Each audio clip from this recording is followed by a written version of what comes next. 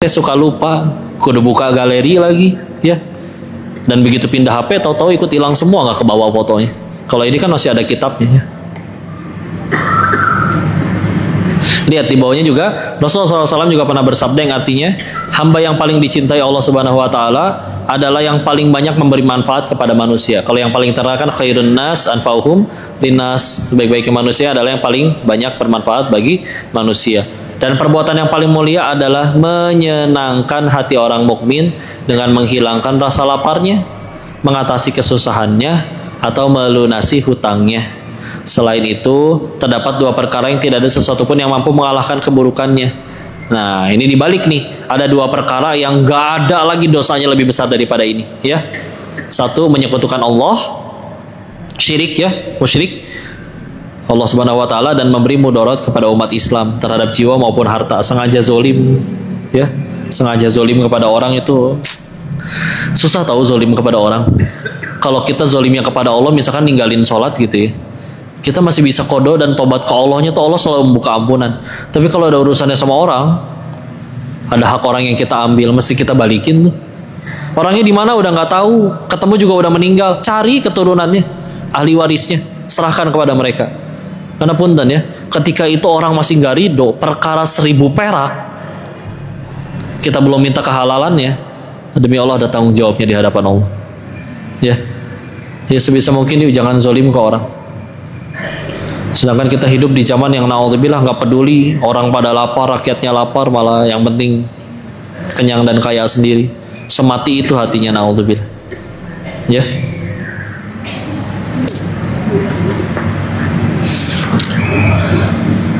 Jadi kita lihat lanjutannya. Dua perkara itu tergolong paling buruk karena seluruh perintah Allah Subhanahu Wa Taala itu akan dikembalikan pada dua hal yang menjadi lawannya dua perkara tersebut, yaitu pengagungan terhadap Allah dan kasih sayang terhadap makhluknya. Seperti perintah sholat selalu dibarengi perintah zakatnya. Itu Joko suka bilang ya, rukun Islam, syahadat, sholat, yang ketiganya zakat. Kok kenapa tidak puasa dulu? Serajin-rajinnya orang puasa yang dapat kebaikan yang puasa, yang sehat yang puasa. Tapi kalau zakat yang dapat kebaikan kan banyak orang. Ya, dan di sini kita tahu bagaimana zakat itu nempel terus sama sholat, ya. Al-Baqarah 43 tuh, ya. Aqimus sholat wa yu'tuz zakah, ya. Kerjakanlah sholat dan tunaikan zakat. Dan juga zakat diulang 30 kali di dalam Al-Quran, 26 kalinya itu barengan dengan kata sholat. Jadi ada kata yang zakat disuruh zakat doang. Ada zakat, kata dalam zakat di dalam Al-Quran, ada juga di dalam Asy-Syams, ya. Qad aflaha ma zakkaha. Ya. Dan itu iya katanya zakat, ya. Tapi ternyata itu merujuknya kepada penyucian jiwa. Sungguh beruntung orang yang menyucikannya. Ya. Karena memang zakat itu kan menyucikan, ya. Dan juga perintah tuh. Begitu juga dengan perintah bersyukur kepada Allah disertai perintah berterima kasih kepada orang tua. Ya, Luqman di ayat surat 31 di ayat 14-nya. Bersyukurlah kepadaku wabil walidaini ihsana, dan kepada orang tuanya. Diriwayatkan dari Uwais Al-Qarni, dia berkata, dalam suatu perjalanan aku pernah berjumpa dengan seorang rohib. Aku bertanya, wahai rohib, apa derajat pertama yang harus dilalui seorang murid? Rohib itu menjawab, mencegah kezaliman dan bersikap rendah hati, sebab pahala suatu amal tidak akan naik jika masih ada kezaliman terhadap dirinya, dalam dirinya. Ya, Uwais Al-Qarni kita tahu ya, terkenal di dalam Islam, ya. Sejaman dengan Nabi, beriman kepada Nabi tapi tidak pernah ketemu Nabi. Akhirnya suatu ketika yang bertemu dengan beliau adalah Umar dan juga Sayyidina Ali, Sayyidina Umar dan juga Sayyidina Ali, ya. Tapi Nabi sudah berkata kepada mereka bahwa nanti kalau kamu ketemu dengan ada orang namanya Uwais Al-Qarni ini, tolong mintalah kepada orang itu untuk kalian minta didoakan ampunan. Ini Umar dan Ali itu dua dari 10 sahabat yang dijamin surganya, sahabat Nabi mulia, akhirnya menjadi 2 dari 4 khulafai rasyidin juga. Tapi ketika ketemu Uwais Al-Qarni, diminta untuk mintakan Uwais doain ampunan untuk kalian. Nah, Uwais Al-Qarni ini pernah bertemu dengan seorang murid, dengan seorang rahib, ya. Maka di situ disebutkan yang harus dilalui seorang murid, yang pertama mencegah kezaliman. Iya, kita jadi murid itu menuntut ilmu itu. Tapi yang pertama harus dilakukan menurut beliau adalah cegah kezaliman, ya. Jangan jadi orang zalim. Ilmu kita kan buat supaya kita makin baik di hadapan orang, makin berbuat baik ke hadapan orang, ya, makin manfaat kepada orang. Nggak cuma untuk ya udah soleh sendiri masuk surga sendiri, enggak.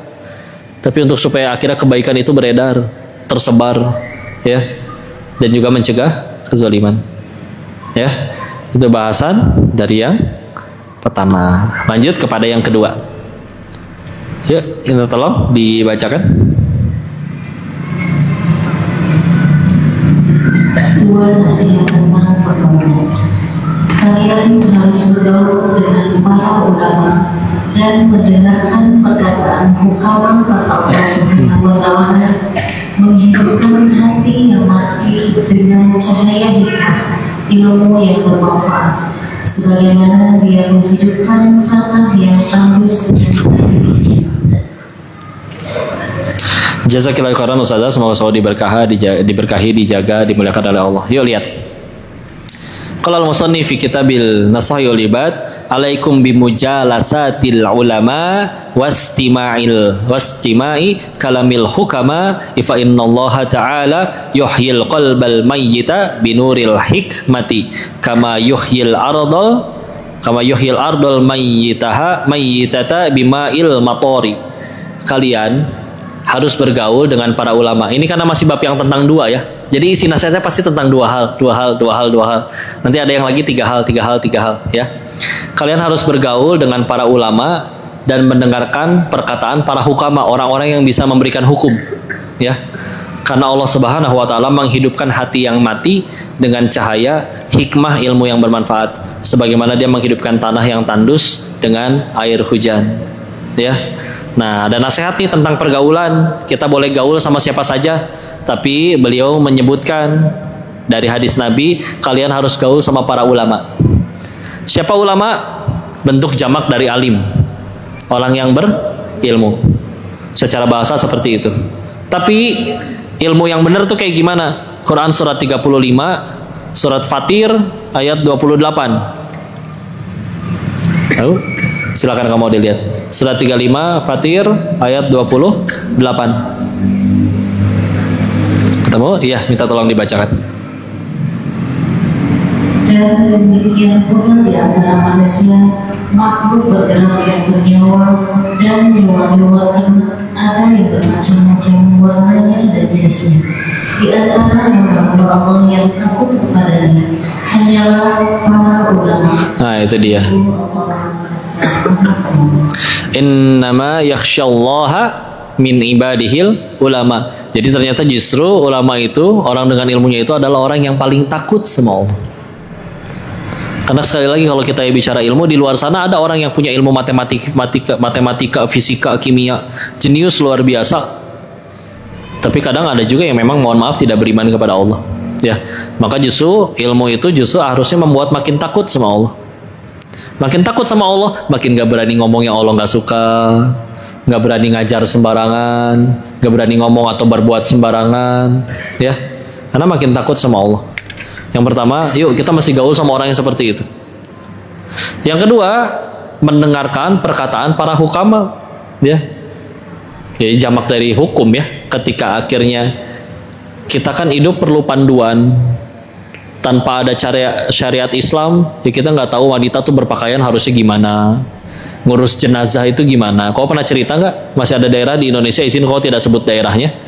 Ketika ada orang meninggal, maka keluarganya kumpul, terus itu jenazahnya dimakan sama keluarganya. Kenapa? Bukan karena kejam, tapi karena mereka nggak tahu ngurus jenazah itu gimana. Dan mereka berpikiran supaya dia tetap bersatu ada di dalam diri kita. Maka bagaimana kalau dimakan kan keluar lagi lewat bawah, ya. Cuma karena mereka nggak ngerti. Dalam Islam ya orangnya itu jasadnya ya dikubur, dikembalikan ke tanah. Syariatnya seperti itu, ya. Ruhnya sudah bertanggung jawab atas perbuatannya sendiri, ya. Maka yuk kita perlu ilmu, ya. Dan itu sumbernya dari ulama dan orang-orang yang bisa memberikan hukum, para hukama. Dan kenapa? Karena Allah itu akan menghidupkan hati yang mati dengan cahaya hikmah dari ilmu yang bermanfaat, ya. Hati yang mati nggak mau maksiat, kejam sama orang, nggak peduli sama orang. Dan hati yang mati nggak akan mau ngerasa bersalah. Maka setiap kali maksiat, jangankan ngerasa bersalah atau tobat, bisa bangga dengan maksiatnya, naudzubillah. Dan kau pernah bilang, ya izin mohon maaf, nggak bisa kita diem di tengah-tengah. Maksiat ada nikmatnya bagi pelaku maksiatnya. Ketaatan, ibadah juga ada nikmatnya. Tapi kalau kita diam di tengah-tengah, ada istilah STMJ, sholat terus maksiat jalan. Yang penting aku masih sholat, ya. Tapi dia mohon maaf masih pacaran, masih minum minuman keras, nongkrong yang jadi dosa, ya. Maka dia maksiatnya juga nggak akan nikmat. Yang lain happy, mabok-mabokan, dia mikir, aduh berapa tetes ini, berapa hari saya sholatnya nggak keterima. Yang lain happy, dia stres, ya. Dan ketika dia sholat, dia juga nggak akan bisa senikmat para ahli ibadah. Karena keingetan sama maksiatnya. Aduh itu kemarin cewek cantik banget, gimana padahal kalau saya bikin mabok lumayan tuh. Ya. Naudzubillah. Gimana berarti kalau pengen ibadah ini nikmat? Kanan sekalian. Taat aja udah. Jangan dicampur aduk. Murniin. Ada di sini yang suka susu sapi murni? Ada? Mohon maaf ya, kalau susu sapinya dicampur, mohon maaf, kotoran sapinya 1 sendok mau? Setengah sendok mau? Sendoknya sendok teh deh, dikocek nggak akan kelihatan. Masih nggak mau? Tuh berarti kita aja pengennya yang murni. Terus kita ibadah ke Allah masih tidak murni, ada niatan yang lain. Pengen dipuji orang, pengen dapat jabat, ya. Murnikan, ya. Dan itu dia, itu menghidupkan hati yang mati. Naudzubillah, hati mati itu nggak mau tobat tuh, nggak mau ngerasa bersalah, bisa bangga kadang, punten ya bu, ibu misalkan ya, naudzubillah nih, khilaf tuh, ada handphone orang dicolong, saking kepengen, bakal nggak gaya, nih handphone gua baru, malu bu, barang colongan, apalagi kalau ketahuan orang, iya nggak sih? Lihat para koruptor di negeri kita, punten, naudzubillah. Bisa di medsosnya flexing, jalan-jalan ke sini, mobilnya mewah, mobil jam tangannya berapa miliar.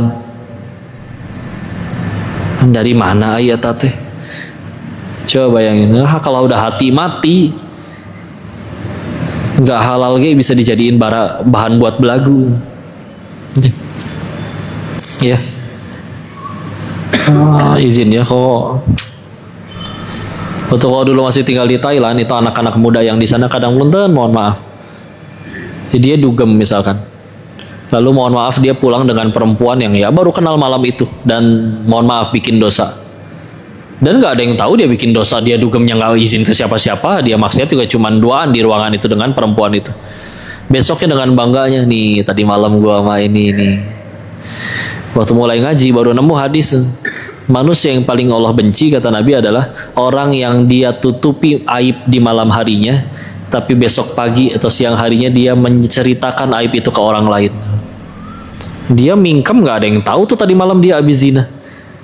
Tapi ya punten, kalau ternyata ya Allah, saya pernah engkau tolong, pernah hidup di tempat yang kayak gitu. Ada orang yang bangga dengan ya, besoknya dia dugem lagi, ganti perempuan lagi nih. Okay.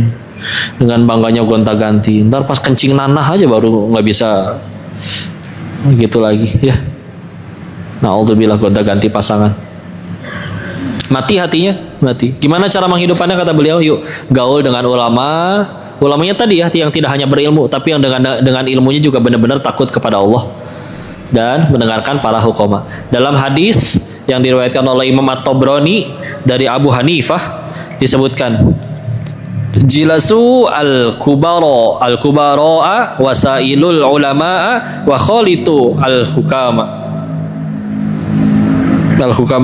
Bergaulah bersama para tokoh dan bertanyalah kepada ulama, serta bersahabatlah dengan orang-orang bijak. Ada perintah seperti itu ya. Nah, di sini kesimpulannya beliau membagi ulama itu terdiri atas 3 golongan. Ulama yang ulama yang menguasai hukum-hukum Allah Subhanahu wa taala. Ulama kategori ini adalah mereka yang banyak mengeluarkan fatwa yang terkait dengan masalah hukum. Iya memang nih, ada ahli fikih nih. Dia bisa berhukum. Kita kalau pengen tanya hukum, tanyanya ke beliau. Ada ulama yang memang seperti itu. Ya. Kalau kayak di Bogor, Bahwa kalau ada perkara yang tidak tahu, terutama masalah hukum, wabil khusus kalau sendiri nanya kemana, ke Ustaz Samsam. Ya, silakan kalian bisa belajar, beliau lautan ilmu, masya Allah. Ya kalau di Bogor, ya. Lalu yang kedua, ulama yang menguasai ilmu tentang zat Allah Subhanahu Wa Taala. Ya, ini ada orang yang nyebutnya ini ilmu ma'rifat. Nah, mereka disebut para hukama, yaitu orang-orang alim yang serius pada upaya perbaikan akhlak, baik bagi diri sendiri maupun orang lain. Hati mereka selalu bersinar oleh ma'rifatullah dan jiwa mereka tercerahkan oleh keagungan sifat Allah. Ya. Jadi ya ngobrol sama orang kayak gini nyambung ke Allah terus. Wah, hebat ya, itu anak kita udah lulus. Alhamdulillah, Allah yang tolong. Alhamdulillah hari ini cuacanya cerah, jadi nggak harus angkatin jemuran buru-buru. Ya Allah yang tolong, Allah yang atur di lemari. Udah bener-bener nyambungnya ke Allah. Ya, dihina, ya udahlah, aib saya yang ditutupi Allah lebih banyak. Enak ketemu orang kayak gitu. Ya. Nyambungnya. Ini udah benar-benar kenal banget sama Tuhannya. Ya. Yang ketiga, ada ulama yang menguasai dua hal di atas. Disebutnya al-kubaro tadi ya, yang di hadis tadi disebutnya seperti itu. Jilasu al-kubaro. Ya, karena dinasabkan jadi belakangnya harus fathah, ya. Kalau di dalam ilmu nahwu ya, al-kubaro. Kalau misalkan pakai ini bisa dibaca mat jaismun mat adlit sukun ya, jadi al-kubaro berhenti ya, karena ada hamzah mati di ujungnya. Sesungguhnya bergaul dengan para ahlullah, orang yang dekat dengan Allah itu mampu membentuk keluhuran jiwa. Bahkan terkadang kekerlingan mata mereka lebih bermanfaat dari ucapan. Ya, dikedipin sama gurunya, jangan ya. Tapi karena yang nasihatin orang beriman dan dekat sama Allah, maka nyampe itu ya. Dan dengan kelingan saja dia memberi manfaat, ucapannya pasti jauh lebih bermanfaat. Lihat, ada kisah, dikisahkan bahwa Imam Mus'ar As-Suhrawardi pernah berkeliling di sekitar Masjid Al-Khaif, Mina, di Arab ya, sambil menatap wajah setiap orang yang ditemuinya. Dia ditanya tentang sikapnya itu. Yang ngapain kamu tuh ketemu orang ini, diliatin semua mukanya? Dia menjawab, sesungguhnya Allah Subhanahu Wa Taala memiliki hamba-hamba yang apabila mereka memandang orang lain, mereka dapat memberikan rasa bahagia. Itulah yang aku harapkan. Apakah kalian pernah ketemu atau kenal orang yang baru ngelihat mukanya aja tuh udah adem gitu, udah enak gitu ngeliatnya? Atau juga bisa jadi kita pernah ngelihat orang yang baru ngelihat mukanya, males urusan sama dia, udah bete, ngapain sih dia datang ke sini? Benten ya. Padahal cantik loh misalkan orangnya. Hidungnya mancung, runcing, alisnya kayak ulet bulu, misalkan ya. Kalau kata mami, hidungnya kayak perosotan TK gitu ya. Saking mancungnya gitu ya. Ya benten. Ada orang misalnya tidak tampak, tidak cantik. Ya. Ada yang pernah ketemu Ustaz Adi Hidayat langsung? Belum ya? Ngeliat Teh Adam. Iya. Kemarin tuh diajakin Ustadz Felix ke sana, ya. Mampir ke kediaman rumahnya, ya emang ya baru ngelihat aja udah cukup gitu. Udah kerasa ya namanya orang punya aura, ya. Sama ya di Bogor yang kok rasakan itu benar-benar apa ya? Jadi kita ngelihatnya juga apa ya, muncul perasaan aman gitu. Kayaknya mustahil banget ada orang seperti beliau tuh nipu kita gitu. Iya nggak sih? Misalkan ya ini yang kenal semua aja deh, yang mungkin pernah ketemu orang Bogor lah. Ustaz Samsam tahu? Ya. Kebayang nggak tiba-tiba beliau datangin ibu, terus ya nipu gitu. Sini handphonenya saya jualin, duitnya dibawa lari, asa nggak kebayang gitu, ya, asa nggak kebayang. Atau misalkan kayak gini, ibu lagi nyasar, mau nanya, setiap kali kita mau nanya milih-milih dong. Kalau ada orangnya aja mukanya gitu ya, kayaknya kita juga, aduh, ini nanya ke dia malah dia curhat nih, jangan-jangan ya. Misalkan ada 10 orang nih di halte dengan semua kesibukannya masing-masing. Misalkan ada Ustadz Adi lah di situ, ada Ustadz Samsam lah di situ. Ini kayaknya aman nih nanya ke beliau, enak nih kasih tahu, adem nih. Lo boleh tanya jalan? Iya silakan, ada yang bisa saya bantu. Enak kan? Ya, enak gitu. Jadi kayak menimbulkan perasaan aman, ngerasa bahwa kayak dia tuh nggak akan zolim kepada kita gitu. Nggak kebayang aja dia bakal zolim kepada kita.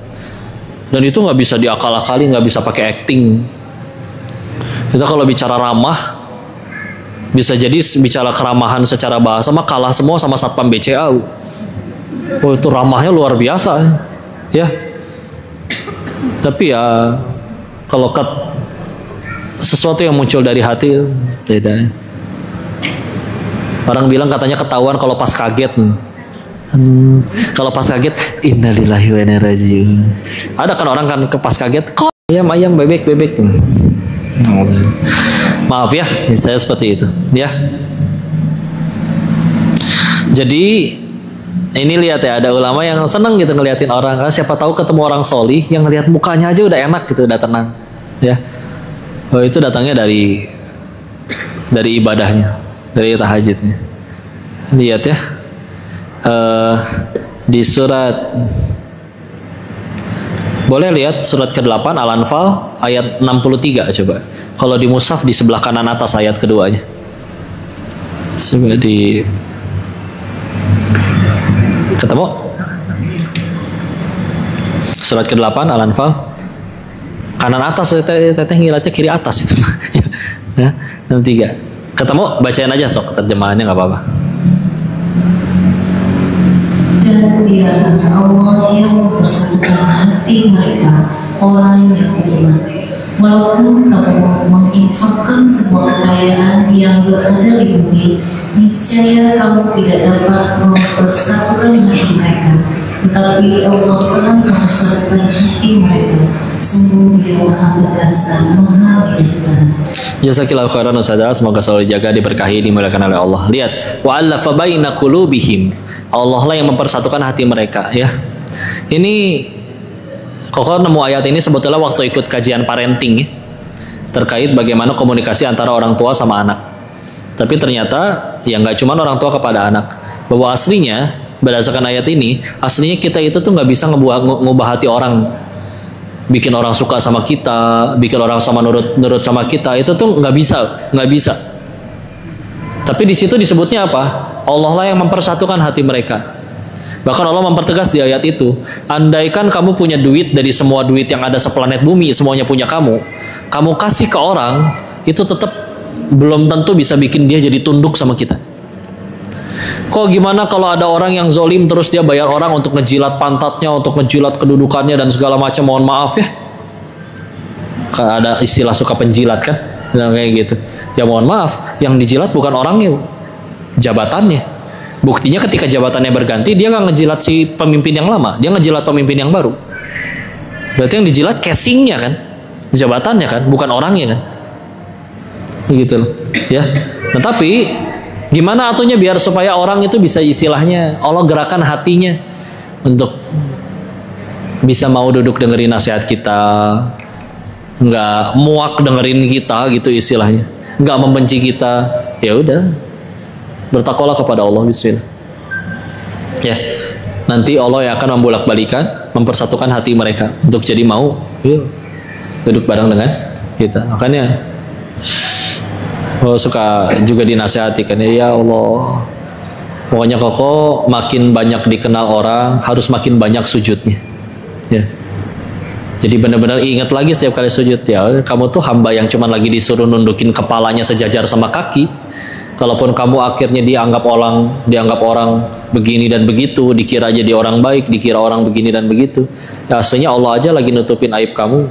Allah lagi gerakin hati orang-orang untuk mau duduk di sini, ngapain dengerin kongko ini satu ngomong dari tadi. Ya Allah aja bolak-balikin, sisanya nggak tahu, kita nggak bisa apa-apa. Ya, maka istilah kita mau bicara sama anak, kita mau bicara sama karyawan-karyawan, ya. Ada bukunya dari orang-orang Amerika gitu terkait cara komunikasi manajer ke bawahan gitu-gitu. Oh, tapi ternyata sekali lagi itu bukan syarat mutlak, karena ternyata hati orang itu dibolak-balikannya sama Allah, ya. Wala fa ba'ada fa baina qulubihim. Tadi Al-Anfal ayat 83. Dan Nabi SAW bersabda, akan datang suatu masa saat itu umatku lari dari para ulama dan fuqaha. Lalu Allah akan menimpakan kepada mereka cobaan dan fuqaha. Lalu Allah akan menimpakan kepada mereka cobaan penguasa zalim. Pernah dengar nasihat kayak gitu? Ngerti nggak maksudnya apa? Daging ulama itu beracun. Jadi kalau misalkan kita nggak dengan kotor hati terus akhirnya nggak suka dengan orang yang betulan soleh, betulan ulama, terus kita gibahin. Kita tahu gibah itu kan di surat 49 Al-Hujurat ayat 12 seperti makan bangkai daging saudaranya sendiri kan, ya. Terus kita jelek-jelekin nih, fitnah ulama, dengerin kajiannya bukan untuk dapat hikmah, tapi untuk cari siapa tahu dia ada salah buat jadi bahan, buat di posting konten nih, buat supaya dia dihina atau dimusuhin orang. Ya, hati-hati, daging ulama itu beracun. Kalau kita gibahin orang soleh asli, maka kan kita seperti tadi gibahkan seperti makan daging bangkai saudara sendiri. Nah masalahnya yang kita gibahin ini beracun nih dagingnya. Kamu yang ada malah keracunan. Kamu gibahin ulama orang soleh betulan, malah kamu yang kena batunya nanti. Ya. Ada sih yang ulama-ulamaan. Ya Nabi juga nyebutnya juga ada ulama su ya. Ada ya dulu di zaman setelah zaman Nabi juga ada nabi palsu, kita tahu kan, dan bahkan ada pengikutnya lagi ya, ada ya. Kita pintar-pintar lah milihnya ya, ini betulan orang soleh betulan atau enggak. Tugas kita gimana khususon udah istilah ya,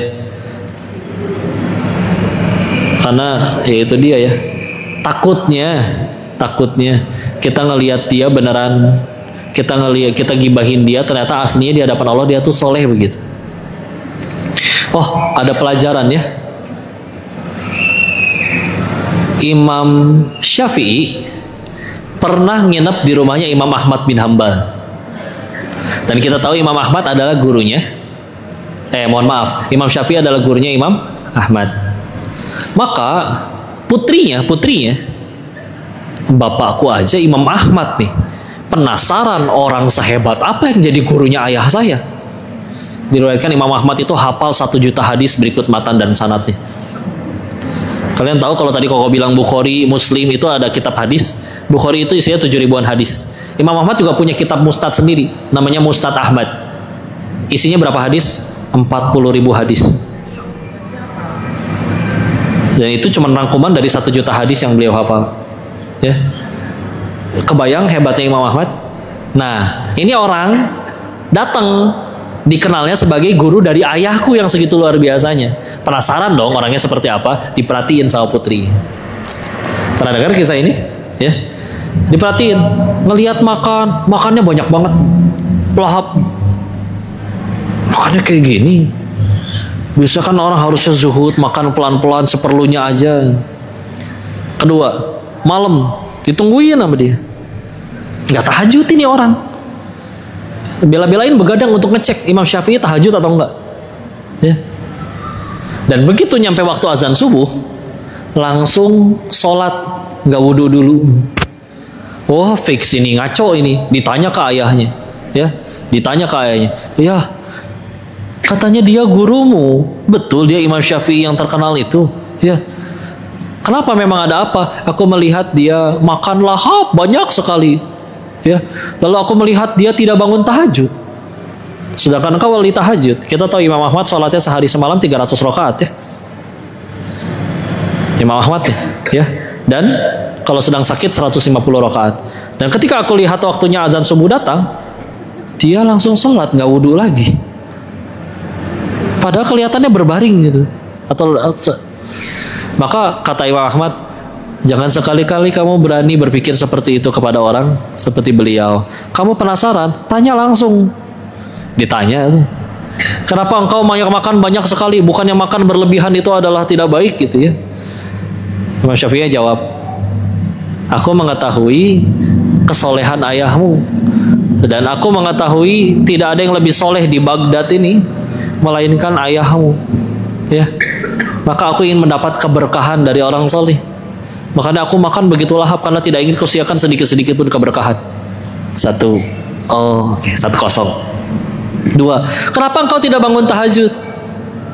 Karena aku begadang ngurusin umat, mikirin besok mau berfatwa apa. Ada pertanyaan ini aku jawab apa. Karena satu fatwaku berpengaruh terhadap ribuan orang. Ya, maka benar-benar mempertimbangkan. Sedangkan kalau kamu tahajud, kebaikannya untuk kamu yang tahajud. Sedangkan hidupku tuh gak cuma untuk diriku sendiri. Aku hidup untuk kebaikan bagi orang lain. 2-0. 3, kenapa begitu waktunya subuh engkau langsung sholat? Karena aku emang gak tidur. Aku dari azan, dari beres sholat isya itu belum batal. Kalau kamu ngintip aku kelihatan lagi tidur, tahu dari mana tidur? Bisa jadi cuma berbaring, berarti kan gak batal dong wudunya. Ya, maka begadang mikirin umat waktu suatu subuh, ya sudah. Ya, kalau langsung sholat subuh karena belum batal. 3-0. Ya. Jangan suka suzon lah. Ya. Sekali lagi, iya ada sih ya yang naudzubillah dulu ada nabi palsu dulu. Ya naudzubillah ya, di zaman sekarang juga kita masih pinter-pinter ini beneran ulama nggak, soleh atau enggak ya. Karena naudzubillah pesantren-pesantren yang naudzubillah malah jahat ke santrinya itu ya memang ada ya. Ya kadang terlalu husnuzonnya orang Indonesia itu ketika dia jadi ustadz di Indonesia emang gampang banget sih ya. Dia bisa mimpin tahlil, bisa langsung dipanggil ustadz ya. Ya husnuzon sih memang ya, namanya orang Indonesia makan husnuzon terus ya. Tapi gak juga ya, sekalinya dibenci disuzon terus juga ada ya. Tapi ya udahlah, kitanya jadi orang baik aja lah ya. Begitu, itu kita dapat 2 ya. Dari ini total cuman ada nanti sampai ya insya Allah ya tebelan ini sih kalau dari kertasnya daripada Al-Hikam ya. Nanti kita lanjutkan di bahasan yang ke hikmah yang ketiga ya. Kita kembalikan dulu kepada Ustazah MC kita untuk masuk ke sesi selanjutnya. Kalian dapat pembatasnya nggak? Ada ya? Ya dibatasin ya. Jadi nanti nggak lupa halaman 15 sebelah kanan. Jadi Masya Allah dari dosa tentang nasihat pilihan, Masya Allah. Barangkali ada dari yang ingin bertanya tentang nasihat yang sudah disampaikan oleh guru kita atau di luar materi, boleh? Enggak. Baik, terima kasih Sadari. Allah sudah menerima. Kalau mau bertanya, Mangga. satu tadi tentang perbedaan Habib dan Syekh.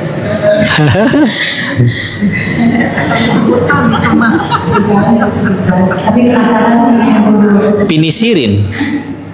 Ya. Yang kedua tentang sholat khusyuk.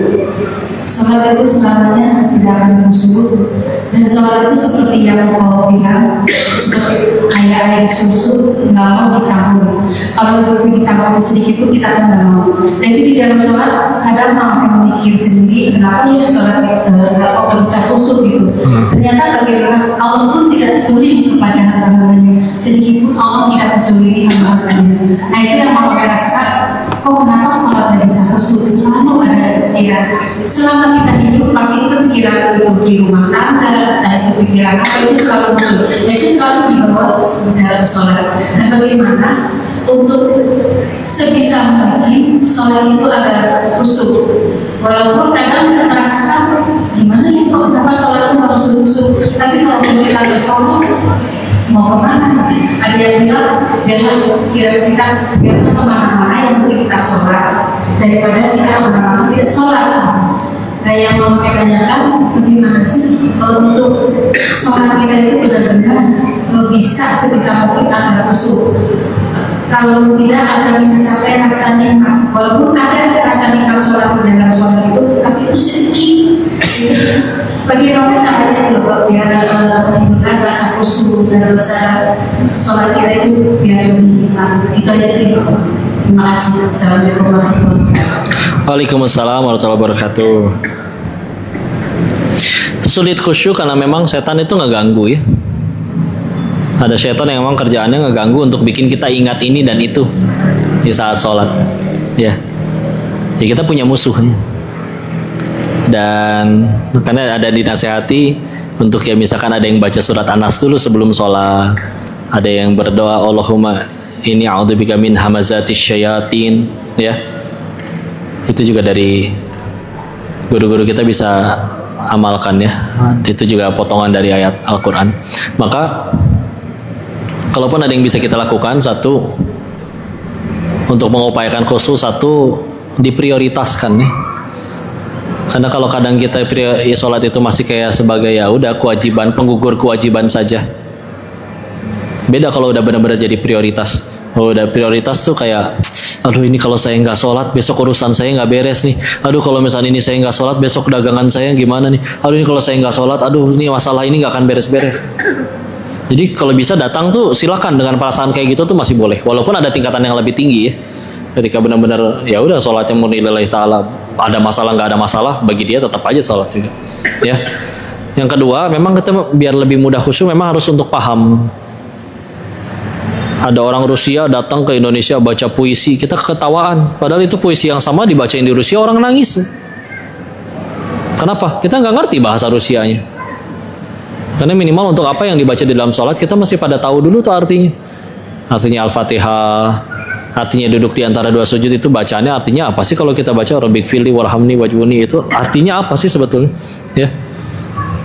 Waktu iftitah tuh doa apa sih kita sebetulnya? Apal mah apal, Allahu akbar kabir, alhamdulillahi katsira, subhanallahi bukratan. Ya. Tahu arti bacaannya hafal, tapi kalau nggak tahu sulit ya. Kayak tadi kita ngedengerin puisi orang Rusia keketawaan. Padahal ternyata itu sedih sekali. Bagi yang paham artinya, ya. Diprioritaskan dan dipahami, yuk diupayakan ya, supaya bisa benar-benar insya Allah lebih khusyuk. Belum khusyuk, ya tadi memang betul juga ya, lebih baik. Kan di Al-Hikam juga ada ya, lebih baik lisan masih zikir, badan masih dalam gerakan mengingat Allah, salah satunya sholat, meskipun pikiran kita kemana-mana, daripada pikiran kita kemana-mana sambil nggak sholat, sambil nggak zikir. Ya, terusin. Walaupun kita harus terus-menerus sambil diupayakan untuk balikin lagi ke Allah, balikin lagi ya Allah. Lagi sholat tahu-tahu keinget utang, balikin lagi ya Allah, ini utang baru bisa lunas kalau engkau tolong ya Allah.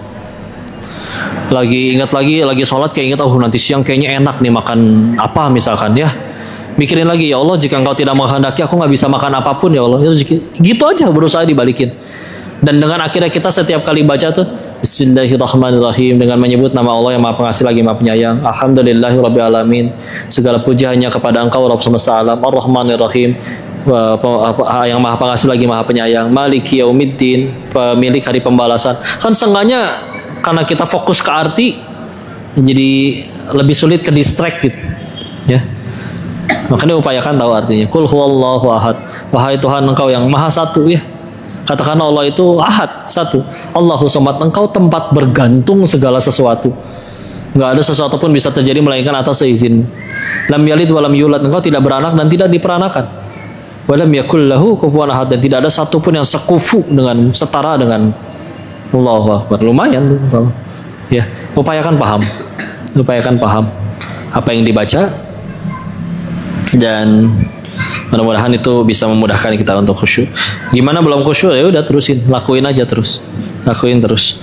Dan gitu cara baiknya setiap kali kita teringat sesuatu sambungin ke Allah. Ya. Sambungin ke Allah. Ingat utang, ya Allah yang bisa lunasin hanya Engkau. Ya. Misalnya ada nasihat lagi juga, kalau laki-laki kan diusahakan di masjid berjamaah. Karena dulu salah satu guru kalau di Darul itu pernah bilang, kalau kita sholat berjamaah itu, Allah kan tahu nih dari ratusan orang yang jamaah atau ribuan orang yang jamaah, mana yang hatinya paling khusyuk, paling ikhlas. Maka nanti karena kita sudah berjamaah, ada upaya untuk bisa berjamaah, Allah akan jadikan, meskipun sholat kita tadi lagi kepikiran kemana-mana, aslinya kita lupa habis ini rakaat ketiga atau keempat, tapi karena ada makmum kan ikut kan, ya. Jadi kita Bismillah, kita dianggap sekhusyuk orang yang paling khusyuk di situ, ya. Kita akan dianggap oleh Allah sholat kita sekhusyuk orang yang paling khusyuk di situ. Sama kayak misalkan kita sholat kan nggak hafal Al-Baqarah misalkan, tahu-tahu imamnya lumayan baca juz 1 misalkan Al-Baqarah, ya bacaan imam kan jadi bacaan yang makmum juga.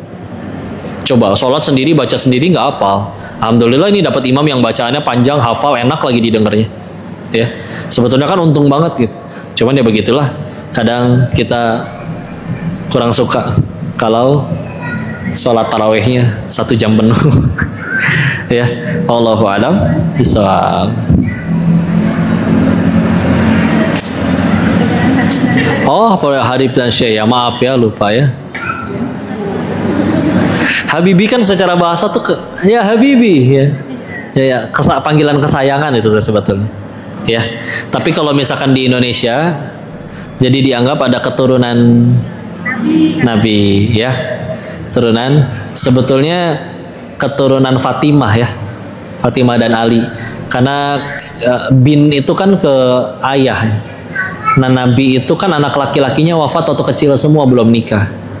Jadi kalau misalkan di runtutan sanadnya, maka binnya pasti bin Ali. Ya. Walaupun iya, istrinya Ali adalah Fatimah. Fatimahnya binti Rasulullah. Ya. Dan bismillah, kita tetap muliakan mereka. Ya. Upayakan memuliakan mereka. Kalau ternyata dia begitu dan begini, kita meninggal nggak ditanya kelakuan mereka, ditanya kelakuan masing-masing.